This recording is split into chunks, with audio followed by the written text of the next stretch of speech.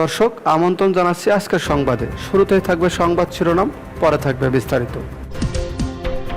আতঙ্ক ঘিরে রেখেছে ইসরায়েলিদের, পালাচ্ছে অবৈধ বসতি স্থাপনকারীরা।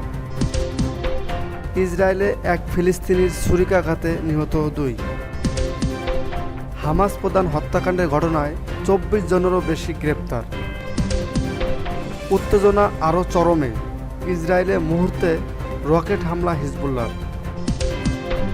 দর্শক শুনছিলেন সংবাদ শিরোনাম, এখন জানাবো বিস্তারিত। আতঙ্ক ঘিরে ধরেছে ইসরায়েলিদের, পালাচ্ছে অবৈধ বসতি স্থাপনকারীরা। ফিলিস্তিনের ইসলামী প্রতিরোধ আন্দোলন হামাসের শীর্ষনেতা ইসমাইল হানিয়াকে শহীদ করার পর ইহুদিবাদী ইসরায়েলের বিরুদ্ধে যে প্রতিশোধের ঘোষণা দিয়েছে ইসলামী প্রজাতন্ত্র ইরান, তাতে দখলদার ইসরায়েলের সবখানে আতঙ্ক ছড়িয়ে পড়েছে।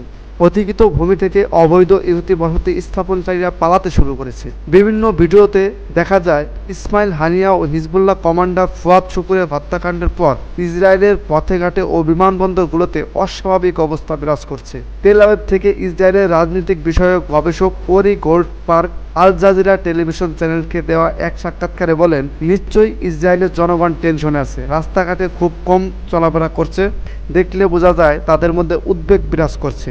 ইসরায়েলের গণমাধ্যমগুলো লোকজনের ভেতরে চরম ভয় বিরাজ করার কথা জানিয়েছে।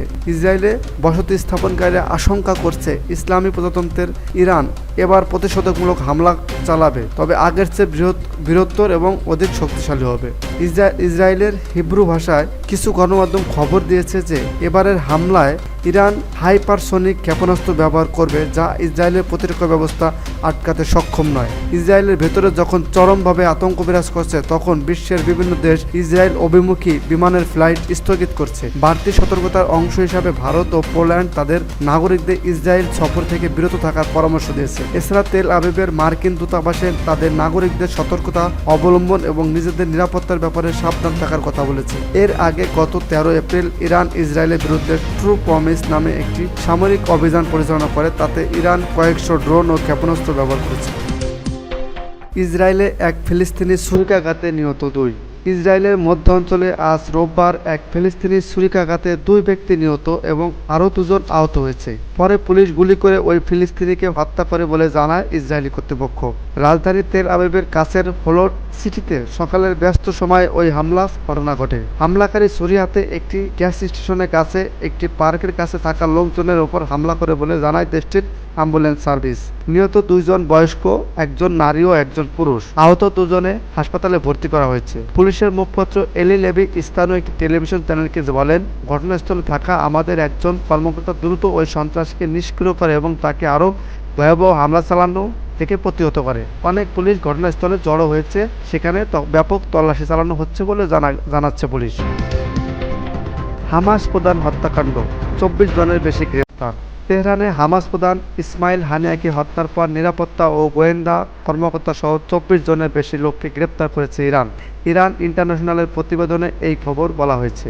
প্রেসিডেন্ট মাসুদ পেজেশকিয়ানের অভিষেকের অনুষ্ঠানে কঠোর নিরাপত্তার ব্যবস্থা থাকা সত্ত্বেও এই হত্যাকাণ্ড হয়েছে, যেটি গুরুতর নিরাপত্তার লঙ্ঘন বলে মনে করা হচ্ছে। এর জেরেই তাদের গ্রেপ্তার করা হয়েছে। প্রতিবেদনে বলা হচ্ছে এটা অভ্যন্তরীণ কাজ হতে পারে। নিউ ইয়র্ক টাইমসের একটি প্রতিবেদনে বলা হয়েছে, এই ঘটনার সঙ্গে জড়িত থাকার জন্য জ্যেষ্ঠ গোয়েন্দা কর্মকর্তা, সামরিক কর্মকর্তা এবং গেস্ট হাউসের কর্মচারী সহ 24 জনের বেশি ব্যক্তিকে আটক করা হয়েছে। উত্তেজনা আরও চরমে, ইসরায়েলে মুহুর্মুহু রকেট হামলা হিজবুল্লাহর। মধ্যপ্রাচ্যের তীব্র উত্তেজনার মধ্যেই ইসরায়েলের উত্তরাঞ্চলীয় বেইত হিল্লেলে রকেট হামলা চালানোর দাবি করছে লেবাননের সশস্ত্র গোষ্ঠী হিজবুল্লাহ। লেবাননে বেসামরিক নাগরিকদের উপর হামলার প্রতিশোধ দিতে এই হামলা চালানো হয়েছে বলে ইরান সমর্থিত গোষ্ঠীটি জানিয়েছে। গণমাধ্যমের প্রতিবেদনে বলা হয়, স্থানীয় সময় রোববার ভোরে ইসরায়েলি আয়রন ডোম এয়ার ডিফেন্সকে উত্তর গ্যালিলি অঞ্চলে একাধিক রকেট প্রতিরোধ করতে দেখা গেছে। 50টিরও বেশি কাতিউসা রকেট দিয়ে ইসরায়েলে হামলা চালানো হয়েছে বলে জানিয়েছে হিজবুল্লাহ। লেবাননের আল মায়াদিন টিভি চ্যানেলের খবরে বলা হয়েছে, ইসরায়েলের আকাশ প্রতিরক্ষা ব্যবস্থা রকেট হামলা প্রতিহত করেছে। বেইত হিলেল, কিরিয়াত শমনো এবং মিজগাব আমের বসতিতে রকেট আঘাত হেনেছে বলে জানা গেছে। বেশ কয়েকটি জায়গায় আগুন লাগারও খবর পাওয়া গেছে। ইসরায়েলি সামরিক বাহিনীকে জানিয়েছে তারা শনিবার দক্ষিণ লেবাননে একাধিক হামলা চালিয়েছে, যার মধ্যে একটি ড্রোন হামলায় দেইর সিরিয়ান গ্রামে এক হিজবুল্লাহ যোদ্ধা নিহত হয়েছে। গত বছরের 7 অক্টোবর ফিলিস্তিনের অবরুদ্ধ গাজায় ইসরায়েলি সেনাবাহিনী হামলার পর থেকেই ইসরায়েলের সীমান্তবর্তী এলাকা লক্ষ্য করে হামলা চালানো শুরু করে হিজবুল্লাহ। এরপর থেকেই অব্যাহত আছে লেবানন ও ইসরায়েল সংঘর্ষ। তবে মঙ্গলবার লেবাননের রাজধানী বৈরুতে একটি জনবহুল এলাকায় ক্ষেপণাস্ত্র হামলা চালায় ইসরায়েল। এতে হিজবুল্লাহর সর্বোচ্চ সামরিক কমান্ডার ফুয়াদ শোকর নিহত হন।